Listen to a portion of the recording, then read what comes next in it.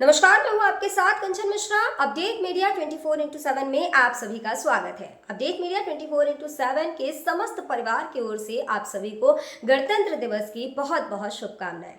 यह दिन हमारे देश की स्वतंत्रता, समानता और भाईचारे का प्रतीक है। 26 जनवरी 1950 को हमारा संविधान लागू हुआ था, जिसने हमें लोकतंत्र में अपने अधिकारों और कर्तव्यों का बोध कराया। हमें गर्व है कि हमारे संविधान ने हर नागरिक को समानता, स्वतंत्रता और न्याय का अधिकार दिया है। यह दिन भारत के संविधान लागू होने की याद में मनाया जाता है। भारत का संविधान 26 जनवरी 1950 को लागू हुआ था।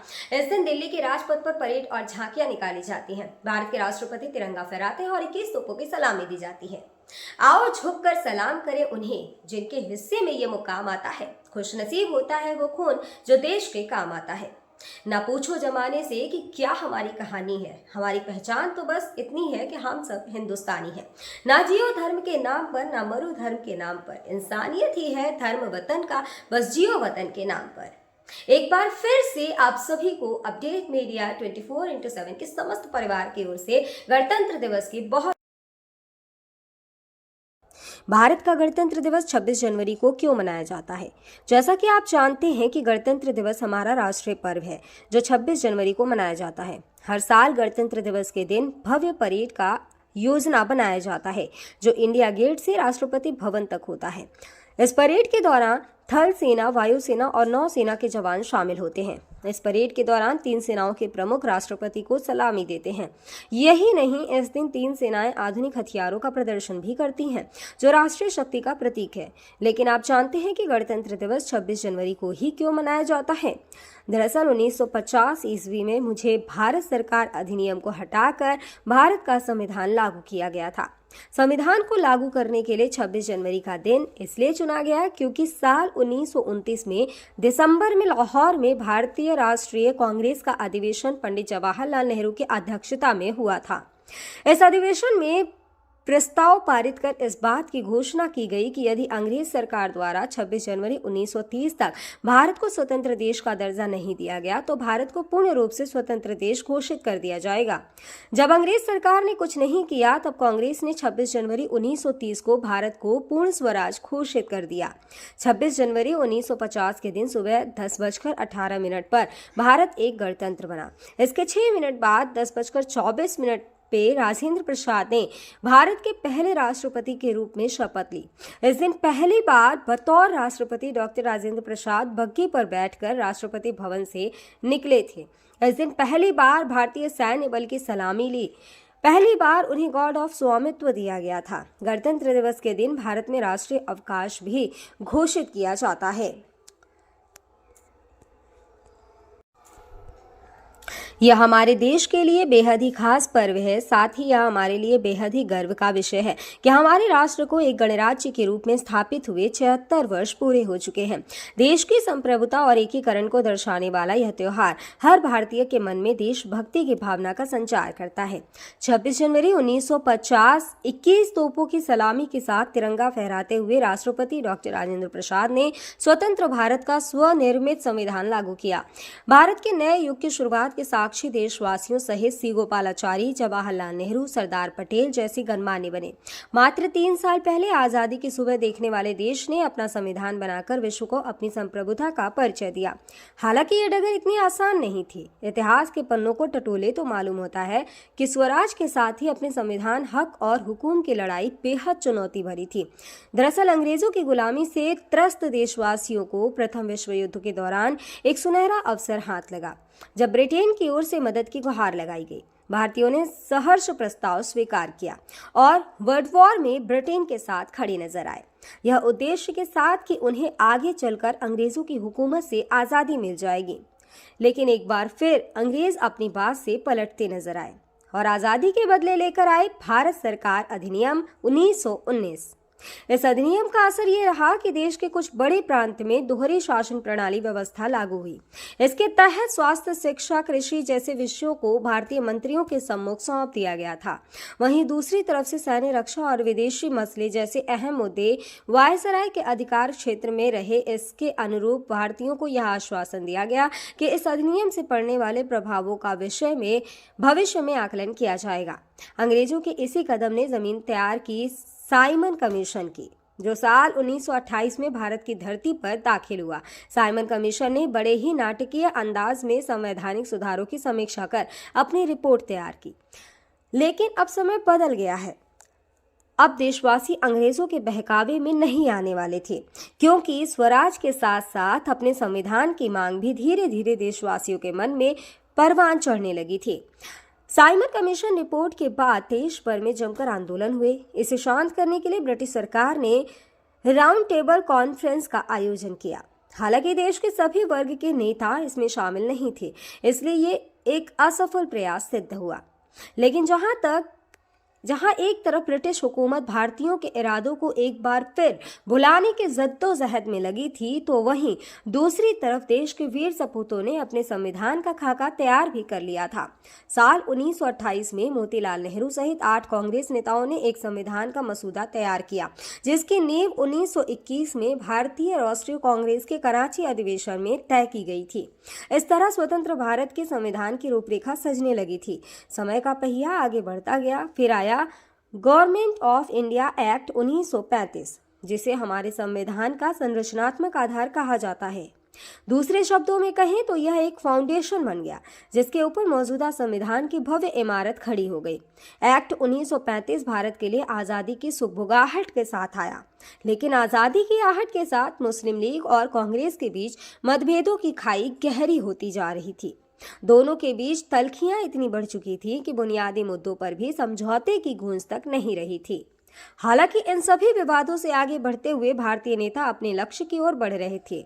दूसरे विश्व युद्ध के दौरान 1945 में सभी पार्टियों की सहमति से संविधान का प्रारूप तैयार कर लिया गया था, जिसे सार्वभौमिक, वयस्क, फ्रेंचाइजी, स्वतंत्रता और समानता के साथ अल्पसंख्यकों के अधिकारों की रक्षा का विशेष ध्यान रखा गया था। इसके साथ ही भारत छोड़ो आंदोलन और आजाद हिंद फौज की निर्भीकता ने अंग्रेजों ने भारत में अनंत काल तक राज करने का सपना चूर चूर कर दिया था। जैसे जैसे भारतीय राष्ट्रीय आंदोलन जोर पकड़ता गया, ब्रिटिश हुकूमत पर संविधान निर्माण के लिए संविधान सभा के गठन का दबाव भी बढ़ता गया।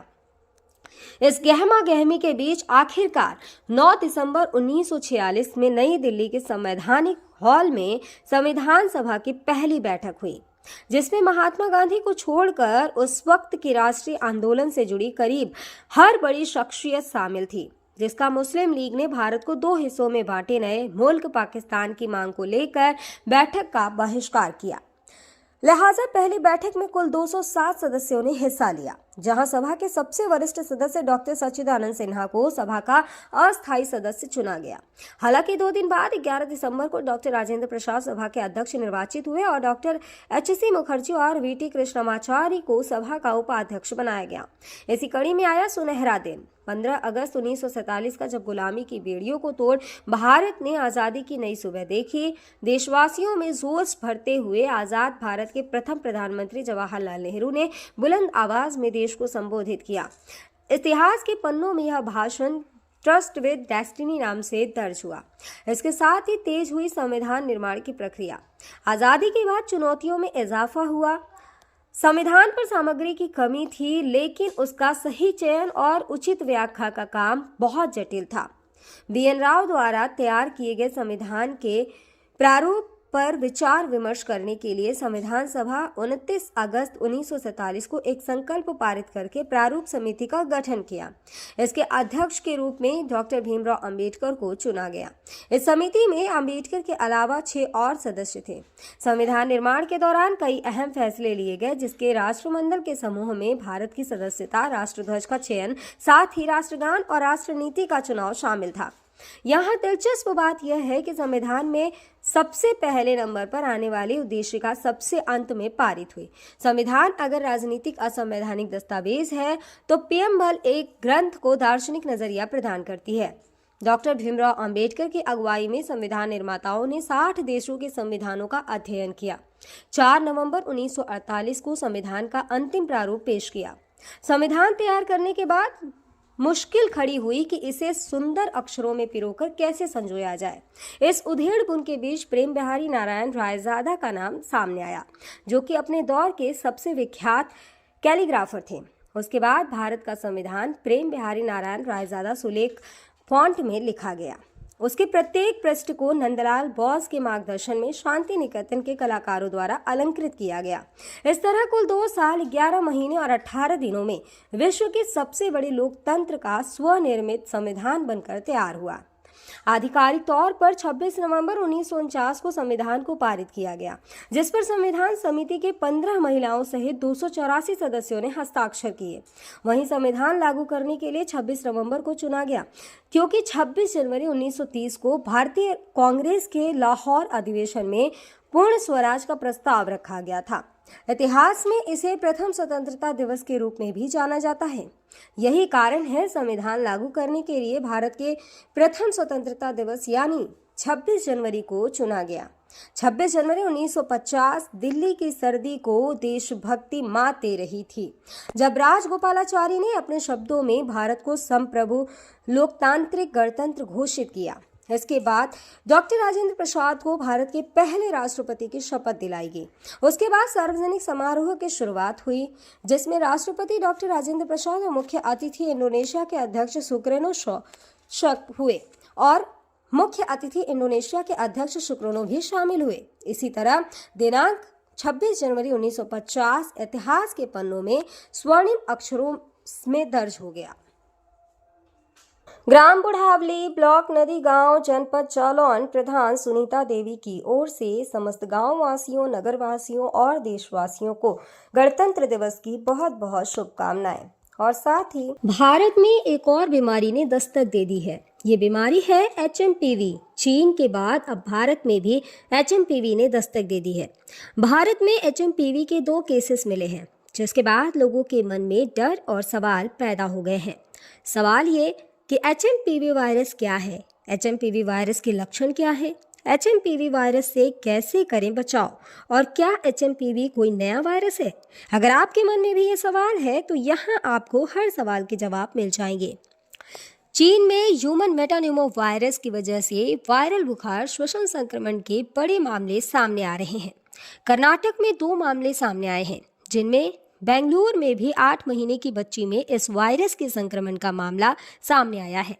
अब सवाल ये है कि आखिर HMPV क्या है?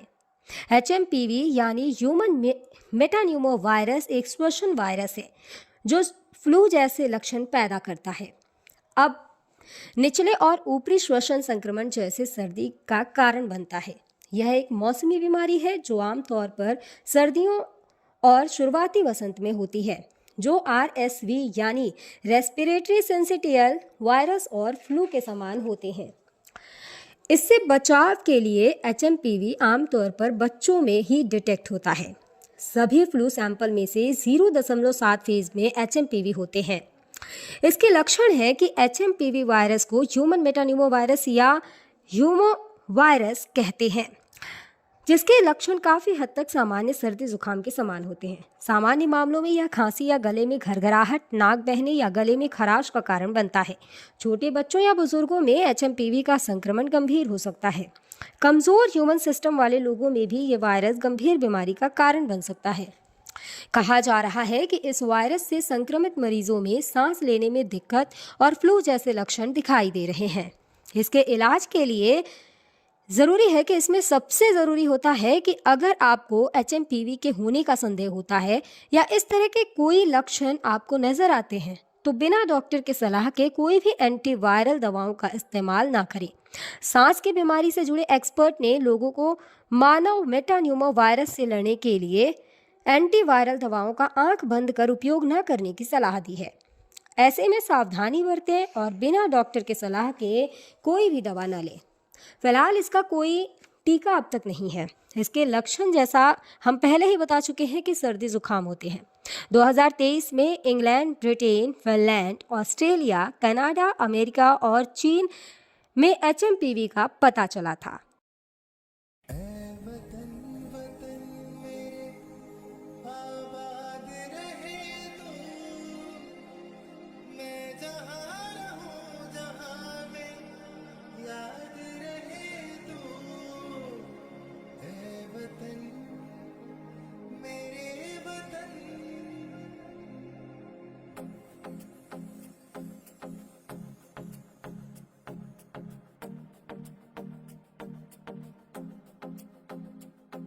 मेरा रंग दे